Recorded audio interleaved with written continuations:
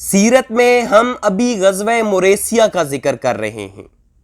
جیسا کہ ہم نے کہا کہ غزوہ مریسیہ خود جنگ کی وجہ سے اتنا اہم نہیں تھا، بلکہ 3 چیزیں جو جنگ کے بعد ہوئیں ان کی وجہ سے اہم تھا۔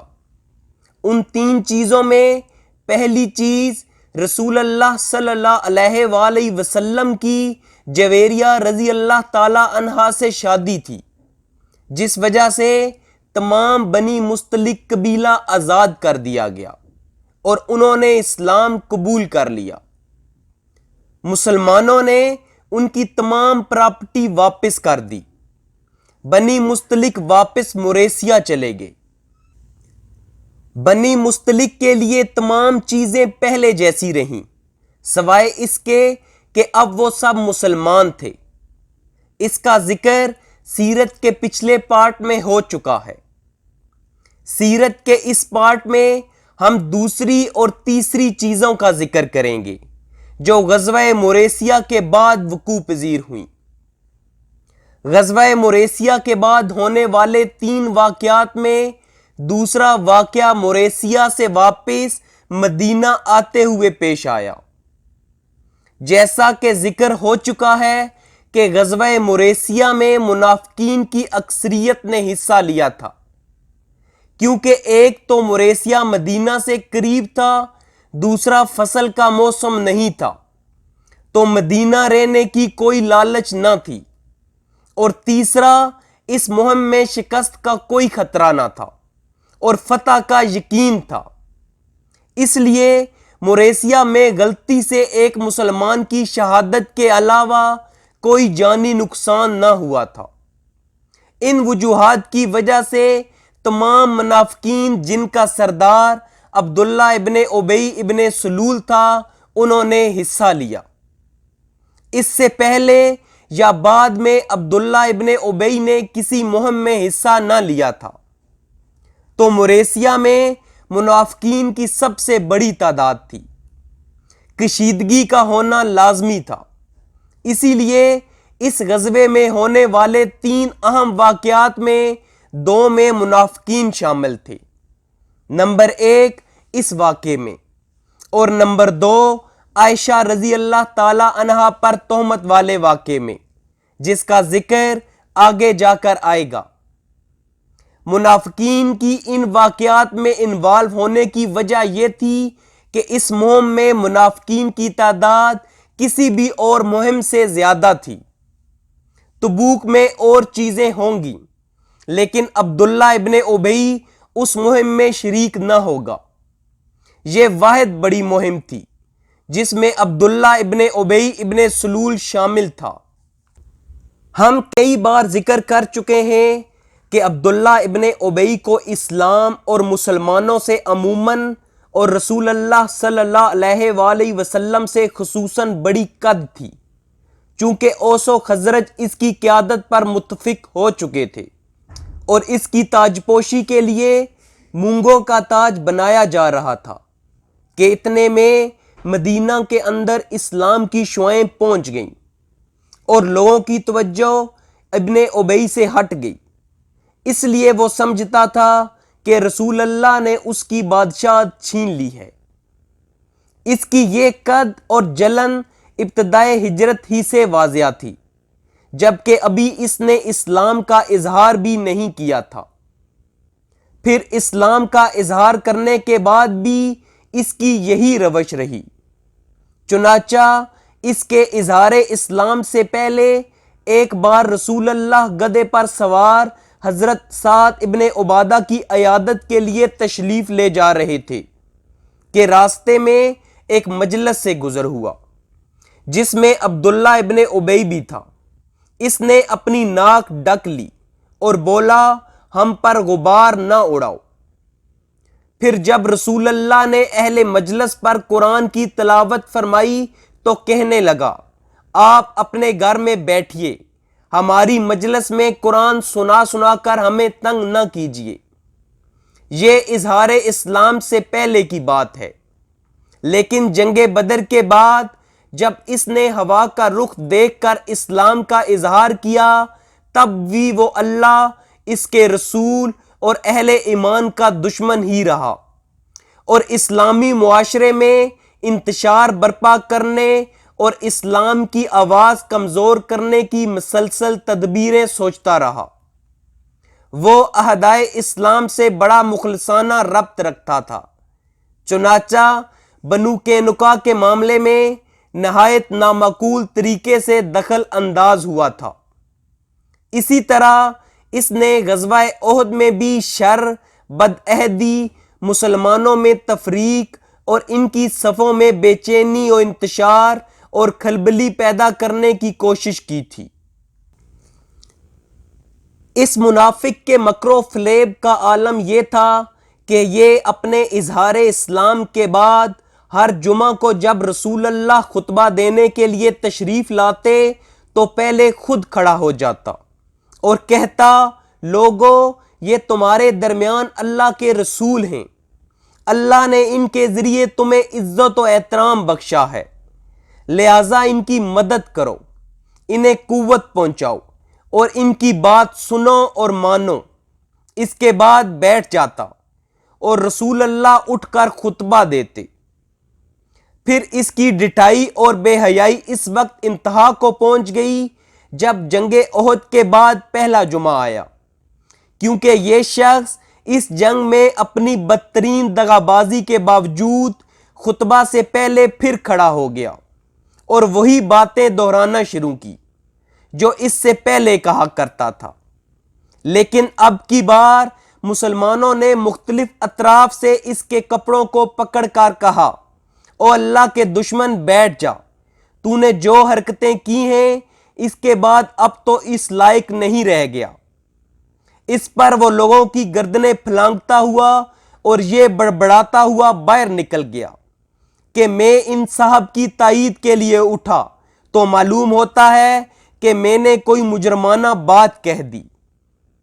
اتفاق سے دروازے پر ایک انصاری سے ملاقات ہو گئی۔ انہوں نے کہا، تیری بربادی ہو، واپس چل، رسول اللہ تیرے لیے مغفرت کے لیے دعا کریں۔ اس نے کہا، خدا کی قسم میں نہیں چاہتا کہ وہ میرے لیے دعائے مغفرت کریں۔ علاوہ ازیں ابن ابی نے بنو نذیر سے بھی رابطہ قائم کر رکھا تھا اور ان سے مل کر مسلمانوں کے خلاف درپردہ سازشیں کیا کرتا تھا۔ اب موریسیہ میں وہ اندر سے جل رہا تھا اور کچھ ایسا ہوا جہاں اس نے سخت الفاظ استعمال کیے۔ ہوا کیا تھا؟ رسول اللہ غزوہ بنی مستلق سے فارغ ہو کر ابھی چشمہ موریسیہ پر قیام فرما ہی تھے کہ کچھ لوگ پانی لینے گئے۔ انہی میں حضرت عمر ابن خطاب کا ایک مزدور بھی تھا جس کا نام جہجہ غفاری تھا۔ پانی پر ایک اور شخص سنان ابن جوہنی سے اس کی دھکم پیل ہو گئی اور دونوں لڑ پڑے۔ پھر جوہنی نے پکارا، یا محشر الانصار، انصار کے لوگوں مدد کو پہنچو، اور جہجہ نے آواز دی، یا محشر المہاجرین، مہاجرین مدد کو آؤ۔ مہاجرین اور انصار دیکھنے کے لیے آئے کہ کیا ہوا ہے۔ ہر کوئی اپنے لوگوں کے ساتھ ہو گئے، یعنی انصار انصار کے ساتھ جبکہ مہاجرین مہاجرین کے ساتھ ہو گئے۔ اس طرح مہاجرین اور انصار دونوں میں اختلاف ہو گیا اور ان کی آوازیں اونچی ہونے لگیں۔ مہاجرین اور انصار صف بندی کرنے لگے اور ایک دوسرے کے سامنے آ گئے۔ غصہ بڑھتا رہا اور قریب تھا کہ ہتھیار نکالے جاتے۔ رسول اللہ صلی اللہ علیہ وآلہ وسلم شور شرابہ سن کر فوراً باہر آئے۔ دیکھا تو انصار اور مہاجرین ایک دوسرے کے آمنے سامنے صف بندی کر کے کھڑے ہیں۔ غصہ اور شور تھا تو رسول اللہ نے پوچھا، کیا ہوا ہے؟ انہیں بتایا گیا، ان دو نوجوانوں کی لڑائی ہو گئی ہے، ایک نے انصار کو بلایا جبکہ دوسرے نے مہاجرین کو بلایا، اور اب ہم تنازع کا تصفیہ کرا رہے ہیں۔ تو رسول اللہ صلی اللہ علیہ وآلہ وسلم نے کہا، میں تمہارے درمیان موجود ہوں اور جہلیت کی پکار پکاری جا رہی ہے، اسے چھوڑ دو، یہ بدبودار ہے۔ اس سے پہلے کہ ہم آگے بڑھیں، یہاں دیکھیے کہ انسانی فطرت کتنی کمزور ہے۔ یہ انسانیت کی سب سے بہترین نسل تھی۔ دو نوجوان آپس میں الجھ گئے اور اتنا بڑا مسئلہ بھی نہ تھا، لیکن پھر بھی غصہ بہت جلدی آ گیا۔ ابلیس شیطان ایسے وقت کا انتظار کر رہا تھا کہ امت کو اس کے ذریعے تقسیم کر سکے، حالانکہ یہ انسانیت کی سب سے بہترین نسل تھی۔ پھر بھی صحابہ میں اختلاف شدت اختیار کر گیا۔ اس سے ہمیں صحابہ کی انسانیت کا پتہ چلتا ہے کہ وہ فرشتے نہیں ہیں، انہیں غصہ آ سکتا ہے۔ وہ تقریباً خود فتنے کا شکار ہوتے ہوتے بچے۔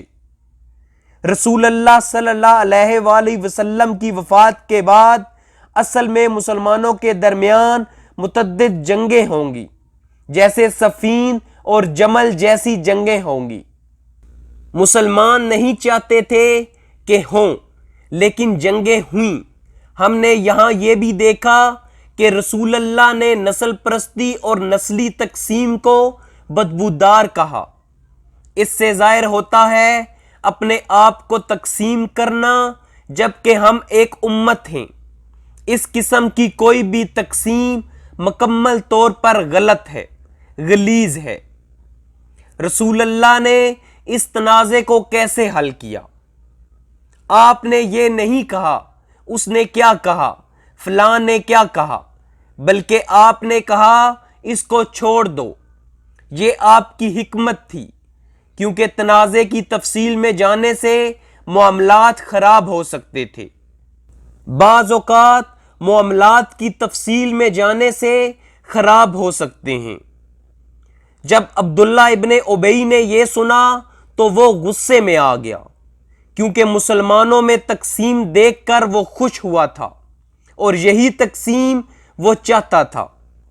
جب مسلمانوں میں غصے کی آگ بجھا دی گئی تو اسے جلن ہوئی کہ ان میں کیوں صلح ہو گئی۔ عبداللہ ابن ابی نے کہا، کیا ان لوگوں یعنی مہاجرین نے ایسی حرکت کی ہے؟ یہ ہمارے علاقے میں آ کر اب ہمارے ہی حریف اور مد مقابل ہو گئے ہیں۔ خدا کی قسم، ہماری اور ان کی حالت پر تو وہی مثل صادق آتی ہے جو پہلوں نے کہی ہے کہ اپنے کتے کو پال پوس کر موٹا تازہ کرو تاکہ وہ تمہیں کو پھاڑ کھائے۔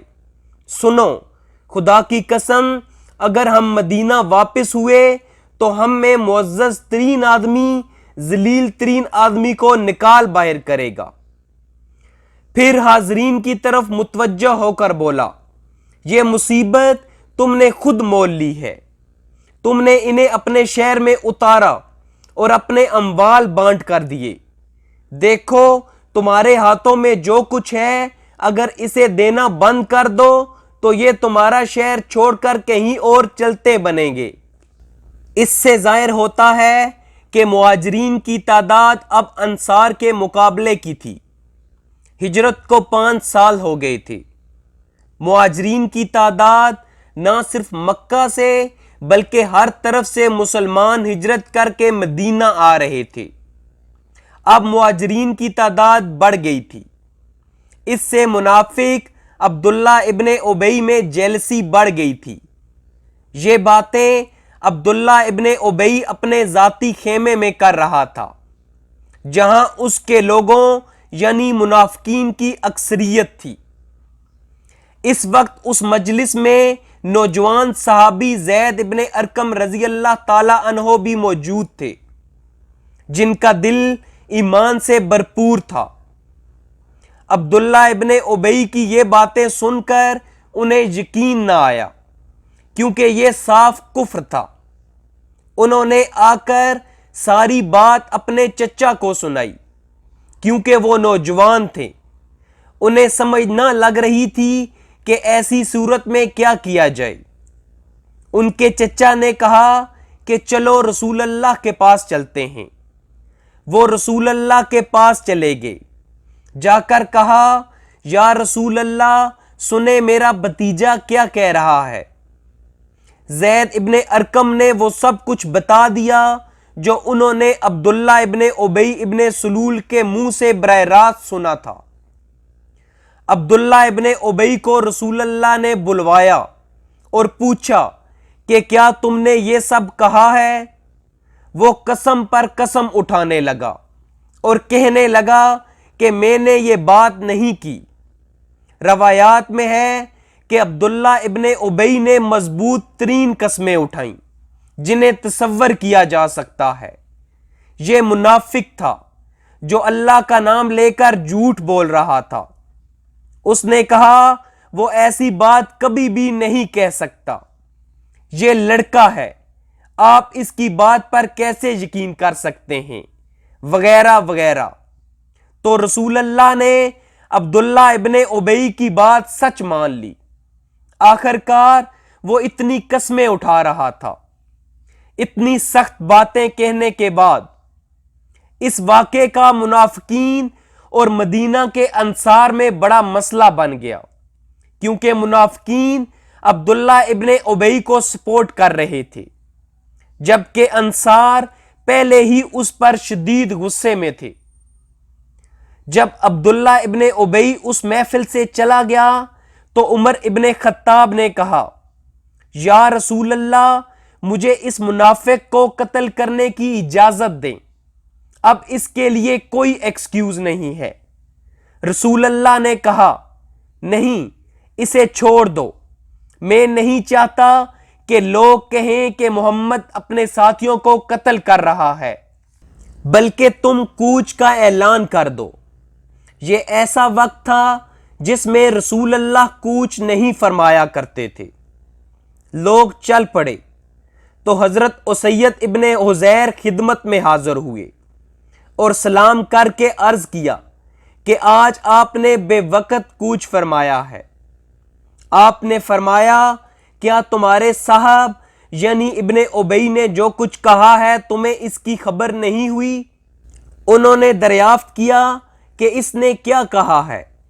آپ نے فرمایا، اس کا خیال ہے کہ اگر وہ مدینہ واپس ہوا تو معزز ترین آدمی ذلیل ترین آدمی کو مدینہ سے نکال باہر کرے گا۔ انہوں نے کہا، یا رسول اللہ، آپ اگر چاہیں تو اسے مدینے سے نکال باہر کریں، خدا کی قسم وہ ذلیل ہے اور آپ باعزت ہیں۔ اس کے بعد انہوں نے کہا، اے اللہ کے رسول، اس کے ساتھ نرمی برتیے، کیونکہ باخدا اللہ آپ کو ہمارے پاس اس وقت لے کر آیا جب اس کی قوم اس کی تاج پوشی کے لیے مونگوں کا تاج تیار کر رہی تھی، اس لیے اب وہ سمجھتا ہے کہ آپ نے اس سے اس کی بادشاہت چھین لی ہے۔ پھر آپ شام تک پورا دن اور صبح تک پوری رات چلتے رہے، بلکہ اگلے دن کے ابتدائی اوقات میں اتنی دیر تک سفر جاری رکھا کہ دھوپ سے تکلیف ہونے لگی۔ اس کے بعد اتر کر پڑاؤ ڈالا گیا تو لوگ زمین پر جسم رکھتے ہی بے خبر ہو گئے۔ آپ صلی اللہ علیہ وآلہ وسلم کا مقصد بھی یہی تھا کہ لوگوں کو سکون سے بیٹھ کر گپ لڑانے کا موقع نہ ملے۔ اس سے ایک دفعہ پھر رسول اللہ صلی اللہ علیہ وآلہ وسلم کی حکمت کا پتہ چلتا ہے کہ لوگ 20 گھنٹے لگاتار سفر کر کے اتنے تھکے ہوئے تھے کہ پڑاؤ ڈالتے ہی سو گئے۔ پورا دن لوگ سوتے رہے، سو کر اٹھے تو مدینہ بالکل قریب تھا اور لوگ واپس مدینہ پہنچ گئے۔ زید ابن ارقم بہت اداس تھے کیونکہ ان کی عبداللہ ابن ابی کے خلاف شہادت کو مسترد کیا گیا تھا۔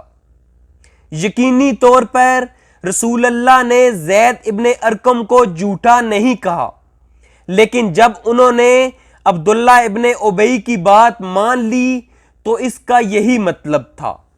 حضرت زید ابن ارقم کا بیان ہے کہ اس پر مجھے ایسا غم لاحق ہوا کہ ویسے غم سے میں کبھی دوچار نہیں ہوا، میں صدمے سے تھا۔ اسی صبح مدینہ کے باہر اللہ نے تمام سورۃ المنافقون نازل کی۔ تمام سورۃ منافقون اس جنگ کے بعد نازل ہوئی۔ اللہ کہتے ہیں جب منافق تمہارے پاس آتے ہیں تو کہتے ہیں کہ آپ بے شک خدا کے پیغمبر ہیں، اور خدا جانتا ہے کہ در حقیقت تم اس کے پیغمبر ہو، لیکن خدا ظاہر کیے دیتا ہے کہ منافق جھوٹے ہیں۔ انہوں نے اپنی قسموں کو ڈال بنا رکھا ہے، اور اس طرح یہ اللہ کے راستے سے خود رکتے اور دنیا کو روکتے ہیں۔ پھر اللہ آگے کہتے ہیں کہ یہ جھوٹ بول رہے ہیں، یہ جھوٹی قسمیں اٹھاتے ہیں۔ اس صورت میں عبداللہ ابن ابی کا حوالہ بالکل اسی ایکسپریشن کے ساتھ دیا گیا۔ اللہ فرماتے ہیں کہ یہ کہتے ہیں کہ ہم مدینہ واپس پہنچ جائیں تو جو عزت والا ہے وہ ذلیل کو وہاں سے نکال باہر کرے گا، اور یہ آیت آج تک قرآن میں ہے۔ اللہ آگے کہتے ہیں کہ حالانکہ عزت تو اللہ، اس کے رسول اور مومنین کے لیے ہے، مگر یہ منافق جانتے نہیں ہیں۔ بنیادی طور پر تمام صورت میں منافقین کو ایکسپوز کیا گیا اور ان پر تنقید کی گئی۔ جب یہ صورت نازل ہوئی، رسول اللہ نے زید ابن ارقم کو بلایا اور انہیں کان سے پکڑ کر کہا، اللہ نے تصدیق کی ہے کہ انہوں نے سچ سنا ہے، یعنی تمہارے کانوں نے جو سنا تھا وہ سچ تھا، جس کی تصدیق اللہ نے کی ہے۔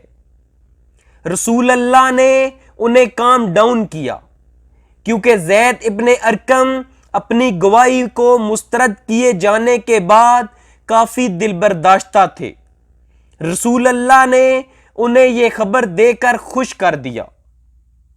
اس دوران مدینہ میں اس واقعے کی خبر پھیل چکی تھی۔ ماضی کی تمام فوجوں کی یہ سنت تھی کہ جب کوئی بھی فوج واپس اپنے شہر میں آتی تو آرمی کے شہر میں داخلے سے پہلے ایک پکار لگانے والا پکار لگاتا اور لوگوں کو بتاتا کہ آرمی شہر میں داخل ہونے والی ہے، تیار ہو جائیں۔ پکار لگانے والا معلومات بھی لے کر آتا۔ اس طرح غزوہ مریسیہ میں پیش آنے والے تمام واقعات کی خبر مدینہ میں آرمی کے داخلے سے پہلے پھیل چکی تھی۔ عبداللہ ابن ابی کے بیٹے تک بھی ان واقعات کی خبر پھیل چکی تھی۔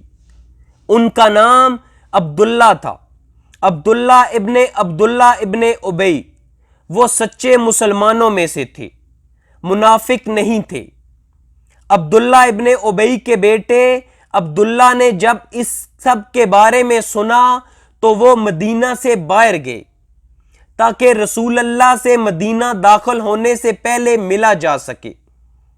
عبداللہ نے کہا، یا رسول اللہ، مجھ تک یہ خبر پہنچی ہے کہ آپ میرے والد کو قتل کرنے کا سوچ رہے ہیں، اور اگر آپ نے کسی اور کو میرے والد کو قتل کرنے کا حکم دیا، یاد رہے وہ دور جہلیت میں پلے بڑھے، ان میں ابھی بھی جہلیت کے طور طریقے موجود تھے۔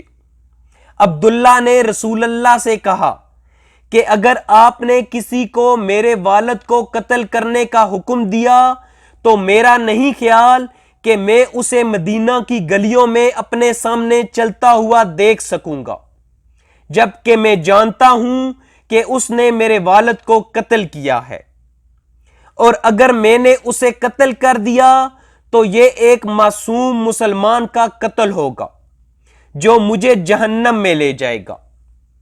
تو میرے خیال میں اس کا واحد حل یہ ہے کہ آپ مجھے حکم دیں کہ میں اپنے والد کو قتل کروں۔ عبداللہ پریشان تھے، انہوں نے بغیر سوئے رات گزاری تھی کہ اب میں کیا کروں گا۔ اگر کسی اور نے میرے والد کو قتل کر دیا تو میں یہ برداشت نہیں کر سکوں گا۔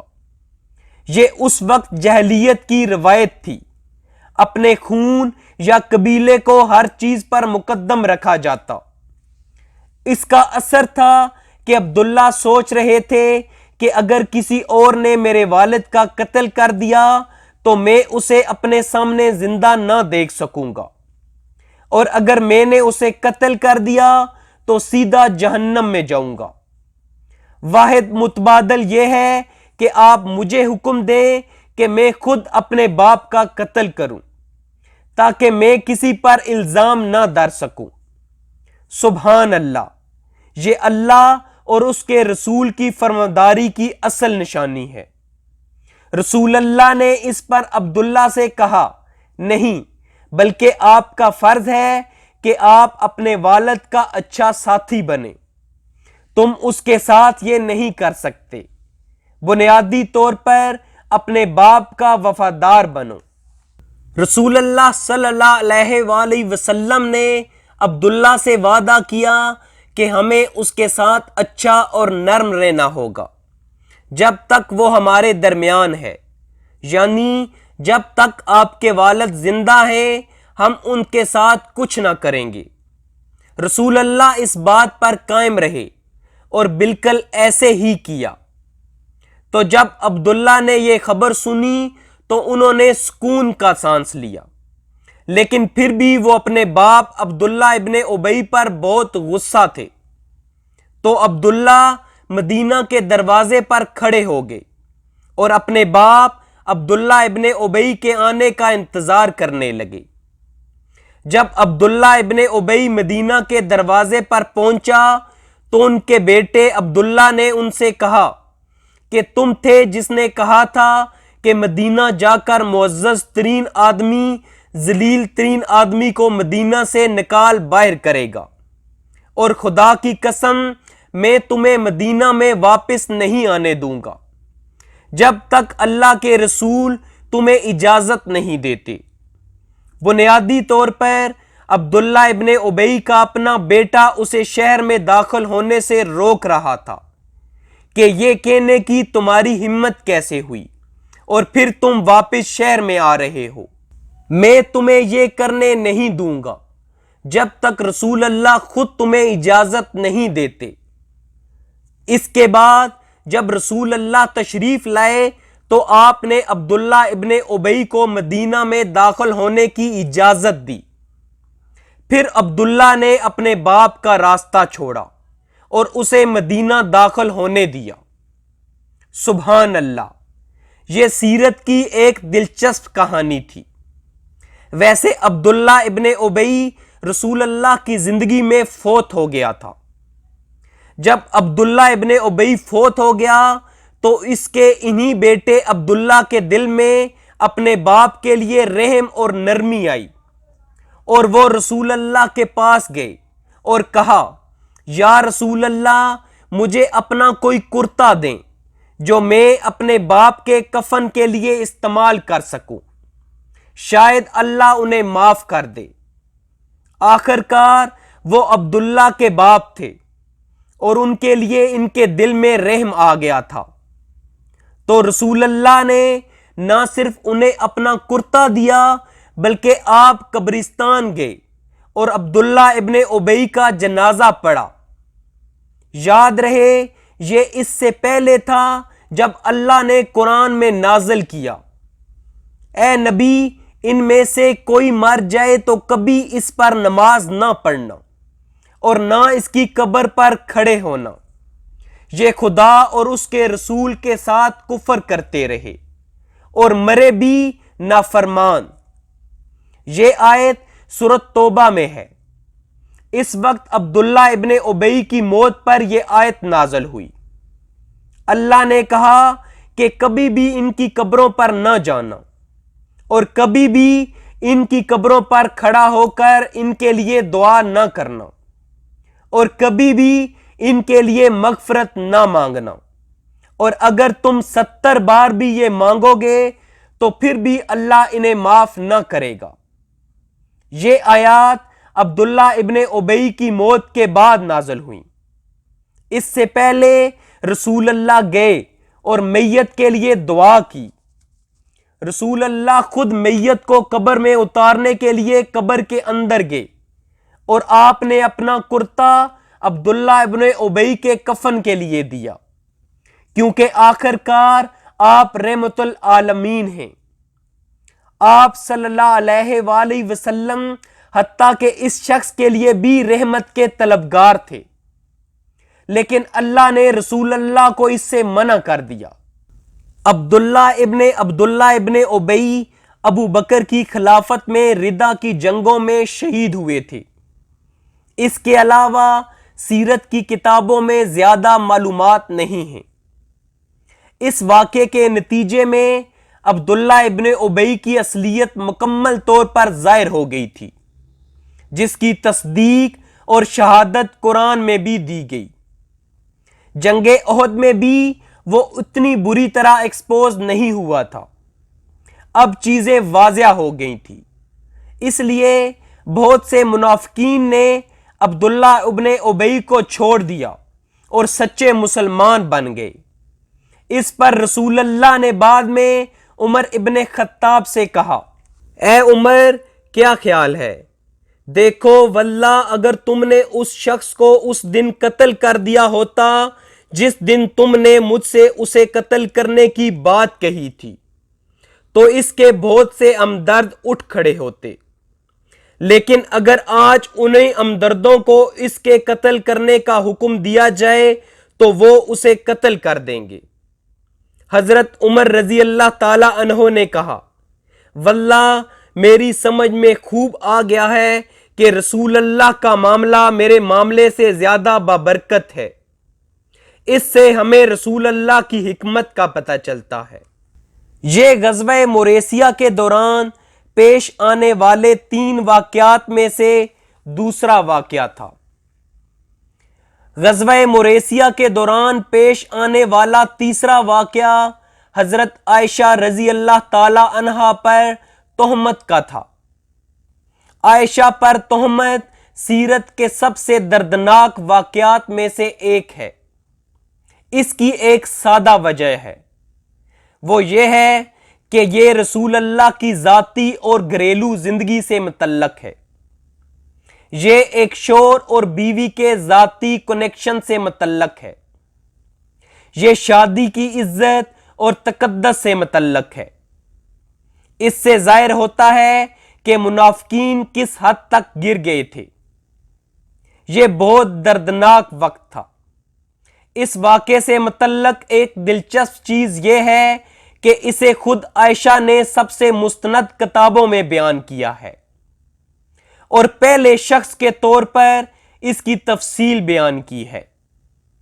عائشہ رضی اللہ تعالی عنہا نے احادیث بیان کی ہیں جو 3 سے 4 صفحات پر مشتمل ہیں، جو بخاری میں ہیں۔ عائشہ خود اپنی یادداشت سے اس واقعے کی تفصیل بیان کر رہی ہیں، اس لیے یہ زیادہ فائدہ مند اور دلچسپ ہو سکتی ہے، کیونکہ ہم اسے مرکزی وکٹم کے نقطۂ نظر سے دیکھ رہے ہیں۔ یہ روایات بخاری اور مسلم میں ہیں، جو مستند ترین کتابیں ہیں۔ ہم ذکر کریں گے کہ عائشہ نے خود کیا کہا، اور اس سے براہ راست فوائد بھی حاصل کرنے کی کوشش کریں گے۔ اس حدیث کو بیان کرنے کے ساتھ ساتھ مزید روایات بھی شامل کریں گے جو صحیح بخاری میں ہیں۔ عائشہ شروع کرتی ہیں اور کہتی ہیں کہ رسول اللہ جب بھی سفر پر جانے کا ارادہ کرتے تو اپنی بیویوں کے درمیان قرعہ ڈالتے، جس کا پانسا نکلتا سفر میں وہی آپ کے ساتھ جاتی۔ چنانچہ غزوہ موریسیہ کے موقع پر، جس میں رسول اللہ بھی شرکت کر رہے تھے، آپ نے قرعہ ڈلوایا اور میرا نام نکلا۔ اب میں آپ کے ساتھ تھی۔ مطلب یہ ہے کہ رسول اللہ ان معاملات میں جن کو وہ کنٹرول کر سکتے تھے، اپنی تمام بیویوں کے ساتھ انصاف کرتے تھے۔ جب ایک سفر ہو تو تمام بیویوں کو تو نہیں لے جایا جا سکتا، اور ہر سفر کے لیے خود چننا بھی انصاف کی راہ میں رکاوٹ بن سکتا تھا۔ اس لیے قرعہ اندازی کی جاتی، اور قرعہ اندازی میں جس کا بھی نام آتا اسے شریک سفر بنایا جاتا۔ اس سفر کے لیے قراندازی میں عائشہ رضی اللہ تعالی عنہا کا نام آیا، چنانچہ وہ آپ صلی اللہ علیہ وآلہ وسلم کے ساتھ گئیں۔ یہ ظاہر کرتا ہے کہ رسول اللہ بعض اوقات اپنی بیویوں کو فوجی مہمات پر لے کر جاتے تھے، بعض اوقات۔ یہ جنگ میں ایکسیپشن ہے، رول نہیں۔ رسول اللہ صرف ان مہمات میں بیویوں کو لے کر جاتے جہاں فتح یقینی ہو، جیسے موریسیا، جیسا کہ ہم نے ذکر کیا کہ موریسیا میں فتح یقینی تھی۔ مسلمانوں نے اچانک حملہ کیا تھا اور ان کی تعداد بھی دشمن سے زیادہ تھی، یہ ایکسیپشن تھی۔ لیکن رسول اللہ کچھ مہمات میں عورتوں کو ساتھ لے کر جاتے تھے، جیسے اس موقع پر عائشہ ساتھ تھی۔ عائشہ آگے بیان کرتی ہیں کہ میں نے رسول اللہ کے ساتھ سفر کیا، اور یہ واقعہ پردے کی آیت کے نازل ہونے کے بعد کا ہے۔ پردے کی آیات 4 ہجری ذوالقعدہ میں نازل ہوئیں۔ عائشہ بیان کرتی ہیں کہ میں ایک ہودج میں سوار رہتی۔ ہودج کیا ہے؟ یہ ایک چھوٹے خیمے کی طرح ہوتا ہے جو اونٹ پر رکھا جاتا ہے۔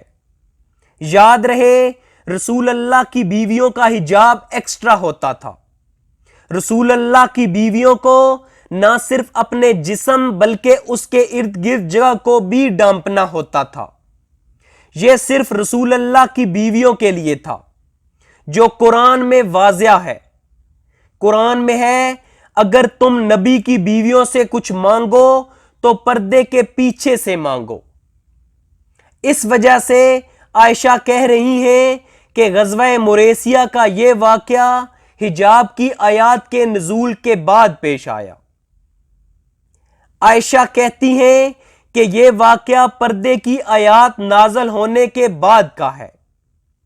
خیر، میں ایک ہودج میں سوار رہتی۔ عائشہ بیان کر رہی ہیں کہ وہ کیوں ہودج میں رہتی، کیونکہ دوسری عورتوں کی طرح وہ اونٹ پر سواری نہ کر سکتی تھی۔ عائشہ کے جسم کی شیپ بھی عوام میں ظاہر نہیں ہو سکتی، حتیٰ کہ وہ ڈانپی ہوتی بھی تو انہیں ہمیشہ اس ہودج میں سفر کرنا ہوتا تھا، اور اپنے گھر میں بھی پردے کے پیچھے سے ان سے بات ہو سکتی تھی۔ اسی لیے عائشہ کی حدیثوں کے مین راوی ان کے بانجے عروہ ابن زبیر تھے، جو ان کے محرم تھے۔ عروہ بغیر حجاب کے ان سے بات کر سکتے تھے، جبکہ دوسرے تمام لوگوں کو عائشہ سے حجاب کے پیچھے سے بات کرنا ہوتی تھی۔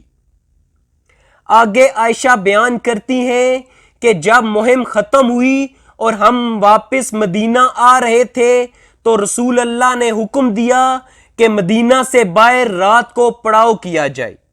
یہ وہ رات تھی جب منافقین اتنی نچلی سطح پر گر گئے۔ ہمیں سمجھنے کی ضرورت ہے کہ انہوں نے ایسا کیوں کیا۔ یہ وہ رات تھی جب عبداللہ ابن ابی ایکسپوز ہوا، جس رات قرآن نازل ہوا، سورۃ منافقون نازل ہوئی۔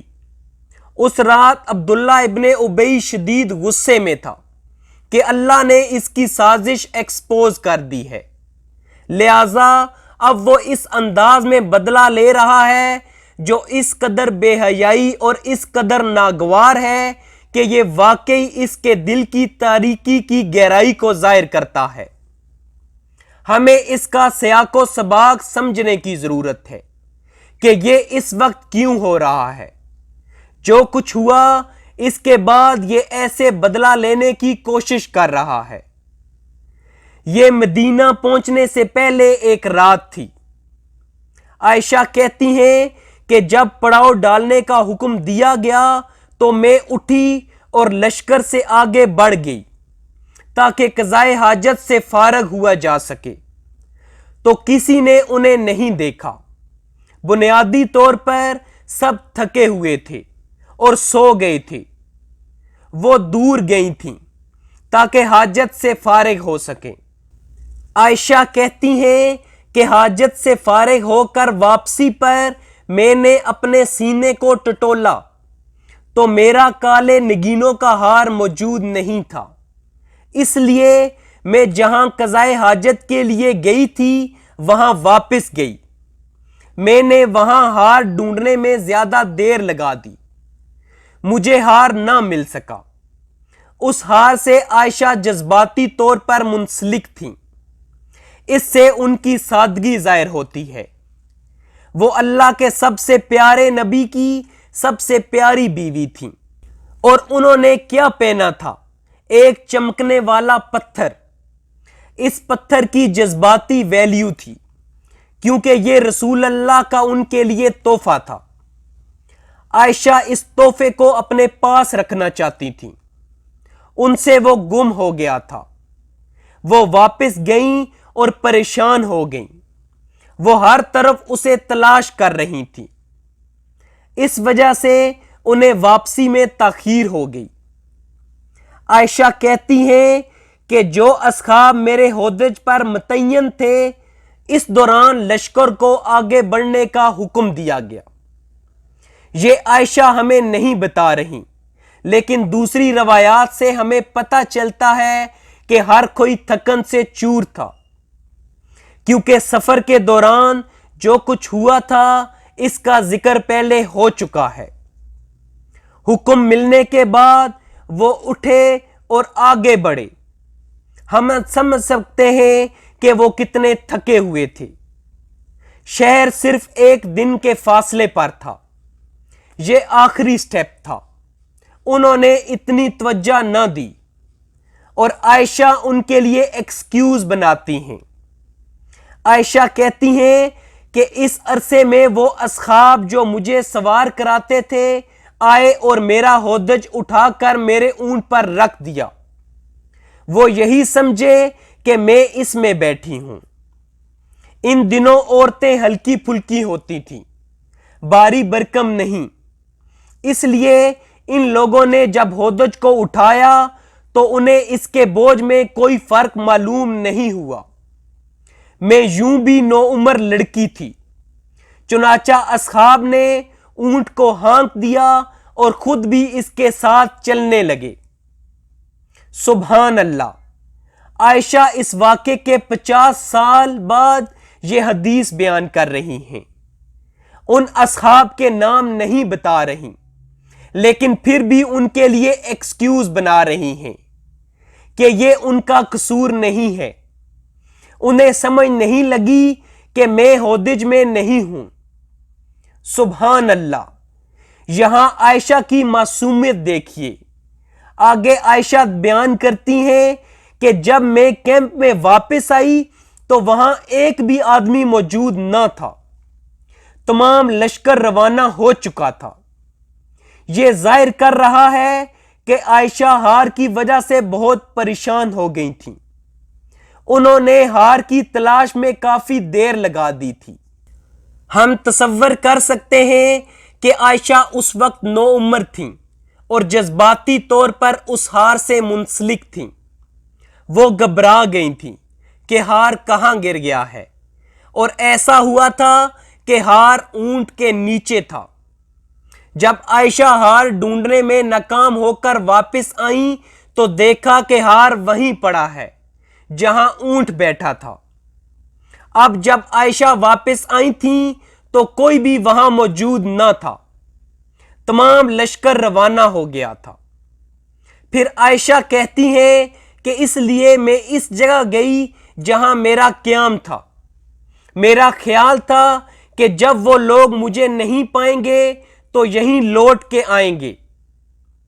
ویسے جو لوگ عائشہ کے ہودج پر متعین تھے وہ ان سے ادب کی وجہ سے بات نہ کرتے تھے، اس لیے ان کی ہودج میں موجودگی کی تصدیق کا سوال پیدا نہیں ہوتا۔ عائشہ رسول اللہ کی بیوی تھی، اس لیے ان کے لیے بہت احترام اور پروٹوکول تھا۔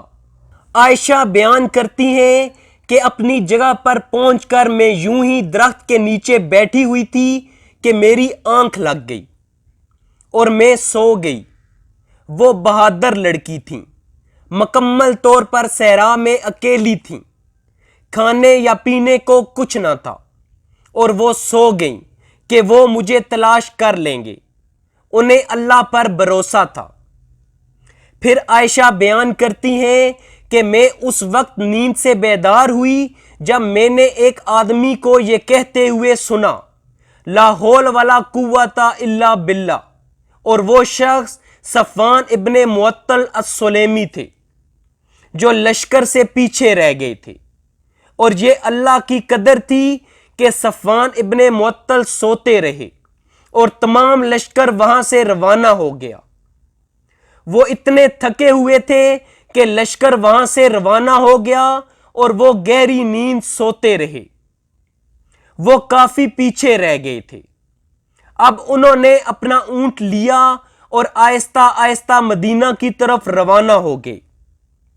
وہ گزر رہے تھے کہ ان کی نظر ایک سوتے ہوئے انسان کے سائے پر پڑی، اس لیے وہ قریب پہنچے۔ وہ قریب پہنچے تو دیکھا کہ وہ عائشہ تھیں۔ عائشہ کہتی ہیں کہ پردے کے حکم سے پہلے انہوں نے مجھے دیکھا ہوا تھا، اس لیے انہوں نے مجھے پہچان لیا۔ جب میں نیند سے بیدار ہوئی اور انہیں دیکھا تو میں نے اپنی چادر سے اپنا منہ ڈھانپ لیا، کیونکہ وہ نیند میں تھیں، اور بیدار ہوتے ہی جب انہوں نے صفوان ابن معطل کو اپنے سامنے دیکھا تو اپنے چہرے کو ڈھانپ لیا۔ اس سے عائشہ کی ذہانت کا پتہ چلتا ہے۔ عائشہ کہتی ہیں کہ لا حول ولا قوت الا باللہ کہنے کے بعد انہوں نے مجھ سے ایک لفظ تک نہ بولا۔ انہوں نے اپنا اونٹ بٹھایا اور اس سے پرے چلے گئے تاکہ میں اس پر سوار ہو سکوں۔ صفوان ابن معطل اونٹ بٹھا کر پرے چلے گئے تاکہ عائشہ اونٹ پر سوار ہو سکے، اور سوار ہوتے ہوئے ان کی نظر عائشہ پر نہ پڑے۔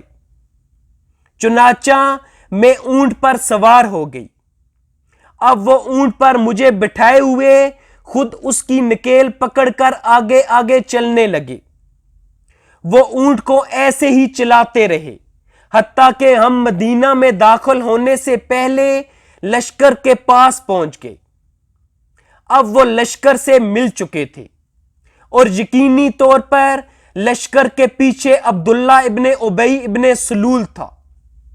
منافقین کی جگہ ہمیشہ لشکر سے پیچھے ہوتی تھی۔ عائشہ کہتی ہیں اس وقت عبداللہ ابن ابی ابن سلول نے افواہ پھیلانا شروع کر دی۔ صفوان ابن معطل السلیمی قبیلے سے تھے۔ اس وقت تک ان کی شادی نہیں ہوئی تھی۔ وہ کنوارے تھے اور باعزت آدمی تھے۔ وہ عمر ابن خطاب کے دور میں آرمینیا میں جنگ لڑتے ہوئے شہید ہوئے۔ ان کی قبر وہاں ہی ہے۔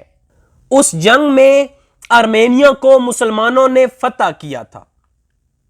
پھر عائشہ کہتی ہیں جب ہم مدینہ واپس آ گئے تو میں بیمار پڑ گئی اور 1 مہینے تک بیمار رہی، اس لیے میں ان افواہوں سے ناآشنا تھی جو میرے ارد گرد پھیل رہی تھیں۔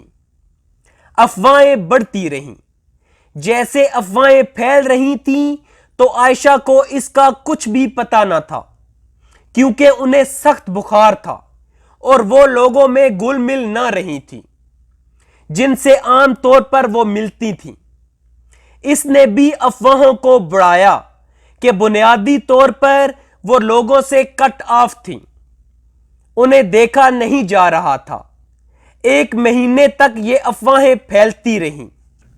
سبحان اللہ۔ سیرت کی کتابوں سے متعلق ایک بہت دلچسپ چیز ہے کہ اس سے ظاہر ہوتا ہے کہ مصنف رسول اللہ اور ان کے گھر والوں کا کتنا ادب کرتے ہیں۔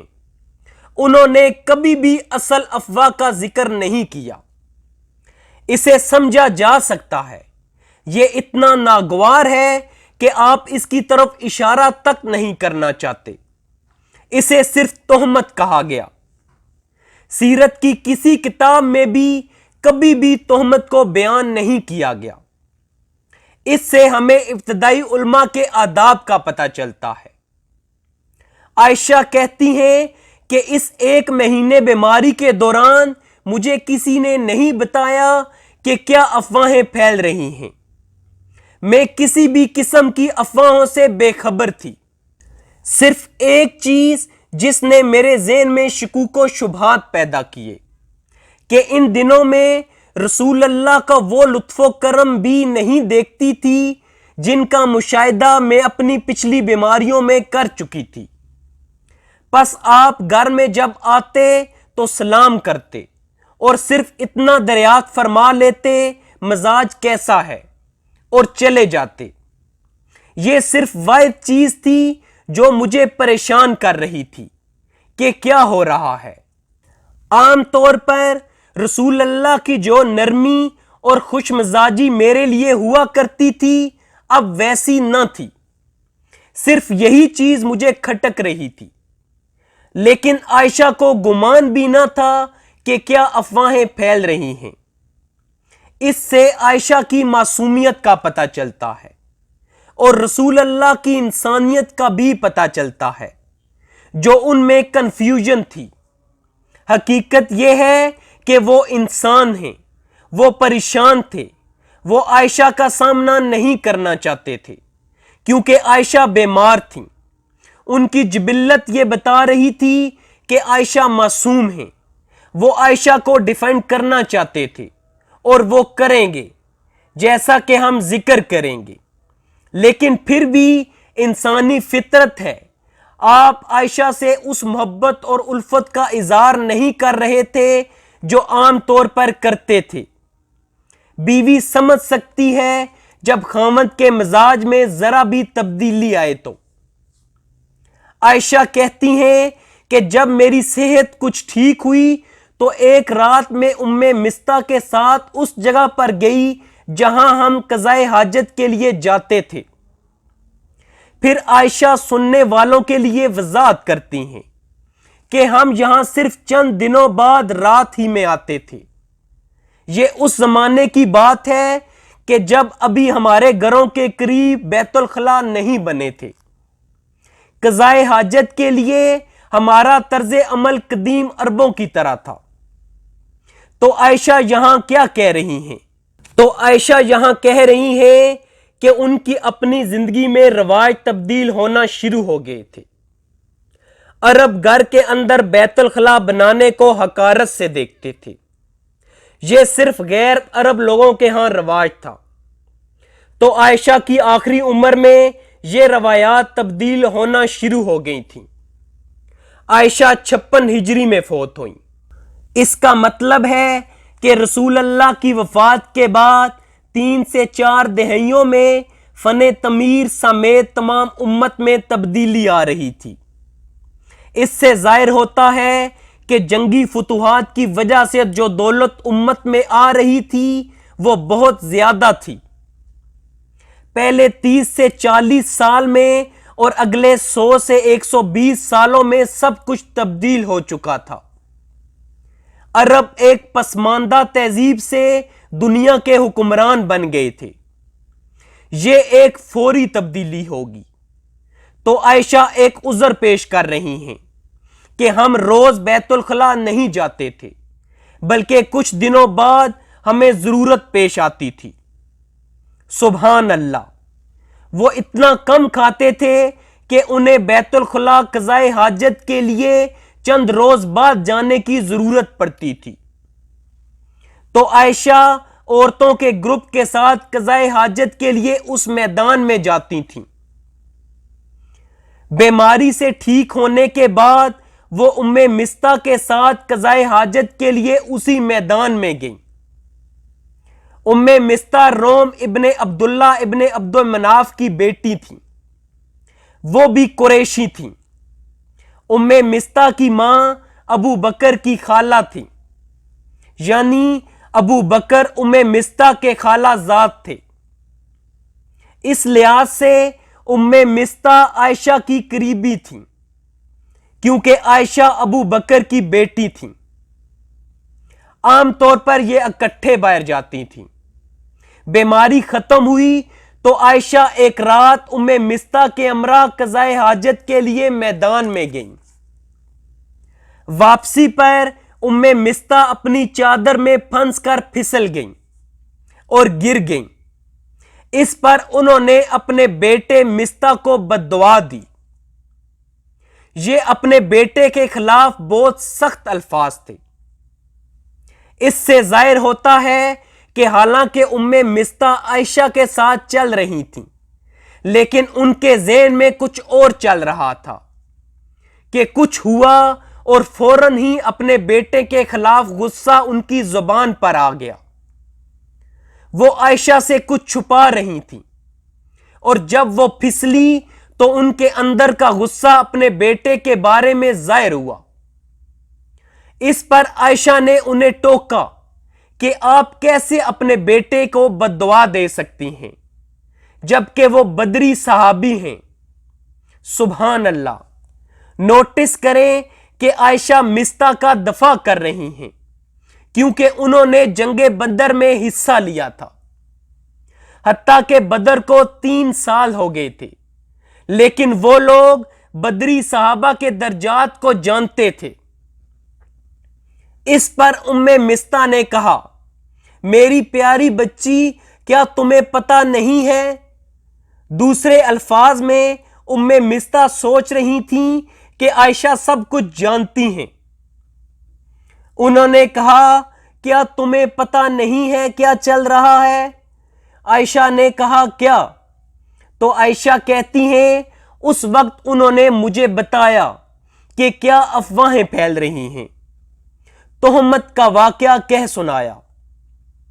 کچھ کتابوں کے مطابق عائشہ اسی جگہ پر بے ہوش ہو گئیں کہ وہ یقین نہیں کر رہی تھیں کہ کوئی ان کے بارے میں ایسا کچھ کہہ سکتا ہے۔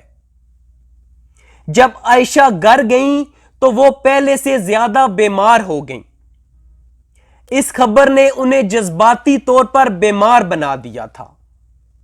عائشہ کہتی ہیں کہ اب میں پہلے سے زیادہ بیمار ہو گئی تھی۔ رسول اللہ اندر آئے، وہ نہیں جانتے تھے کہ عائشہ کو افواہوں کا پتہ چل چکا ہے۔ انہوں نے عائشہ کا حال احوال پوچھا۔ آپ صلی اللہ علیہ وآلہ وسلم کو نہیں پتا تھا کہ عائشہ ٹھیک ہو گئی ہیں، اب اس سے بھی زیادہ بیمار ہو گئی تھیں۔ عائشہ کہتی ہیں کہ پھر میں نے اپنے والدین کے گھر جانے کے لیے رسول اللہ سے اجازت مانگی کیونکہ میں وہاں جا کر ان سے اس خبر کی تصدیق کرنا چاہتی تھی۔ اس نازک معاملے میں وہ صرف اپنے والدین پر بھروسہ کر سکتی تھی۔ اس سے ظاہر ہوتا ہے کہ خبر کا ان پر کیا اثر ہوا، اور ان کی حکمت کا بھی پتہ چلتا ہے کہ انہوں نے خبر کی تصدیق کو لازمی جانا۔ وہ اچانک سے جذباتی نہیں ہوئی۔ اس سٹیج پر وہ کم عمر تھی، اس کے باوجود ان کی ذہنی پختگی حیرت انگیز تھی۔ انہوں نے پرسکون طریقے سے اپنے والدین کے گھر جانے کی اجازت مانگی۔ اپنے والدین کے گھر جانے کی اجازت مانگنے پر رسول اللہ نے انہیں اجازت دے دی اور عائشہ اپنے والدین کے گھر چلی گئی۔ عائشہ نے کہا، میری پیاری ماں، لوگ کیا باتیں کر رہے ہیں اور آپ نے مجھے کیوں نہ بتایا؟ آپ مجھ سے یہ کیوں چھپا رہے ہیں؟ ان کی ماں ام رومان نے انہیں دلاسا دیا اور کہا، میری بیٹی تسلی رکھو، واللہ ایک اچھا آدمی کبھی بھی اپنی بیوی سے اتنا پیار نہیں کرتا جتنا آپ کا شوہر آپ سے کرتا ہے، سوائے اس کے کہ لوگ اس کے بارے میں باتیں کریں۔ ام رومان اپنی بیٹی کو تسلی دے رہی ہیں۔ ام رومان رسول اللہ کی دوسری بیویوں کے بارے میں بھی بات کرنے لگیں کہ وہ بھی افواہوں اور باتوں کو بنا رہی ہوں گی۔ دوسرے الفاظ میں ام رومان عائشہ کے سوال کا جواب ہاں یا نہ میں نہیں دے رہی تھی، بلکہ انہیں تسلی دے رہی تھی کہ پریشان نہ ہو، لوگ باتیں بناتے رہتے ہیں۔ ام رومان کے جواب نے عائشہ کو بتا دیا تھا کہ جو بھی انہوں نے سنا ہے وہ سچ ہے۔ تفصیل بتائے بغیر ام رومان کہہ رہی تھیں کہ اس کے بارے میں پریشان نہ ہو، اور عائشہ کا پہلا رد عمل یہ تھا، سبحان اللہ، کیا لوگوں نے واقعی یہ کہا ہے؟ ایک دفعہ پھر وہ تصور نہیں کر پا رہی تھیں کہ وہ ایک معصوم نوعمر خاتون تھی جن کے ذہن میں شیطانی خیال تک نہ آیا تھا، اور اب وہ یقین نہیں کر پا رہی تھیں کہ لوگ اتنے ظالم ہو سکتے ہیں۔ پھر عائشہ کہتی ہیں کہ اس رات میں روتی رہی، صبح تک میرے آنسو نہیں تھمتے تھے اور نیند نہیں آئی۔ اس سے عائشہ کی معصومیت کا پتہ چلتا ہے۔ وہ ہضم نہیں کر پا رہی تھی کہ منافقین کس قدر گر سکتے ہیں، کہ وہ رسول اللہ کی عزت کے بارے میں ایسی باتیں کر سکتے ہیں۔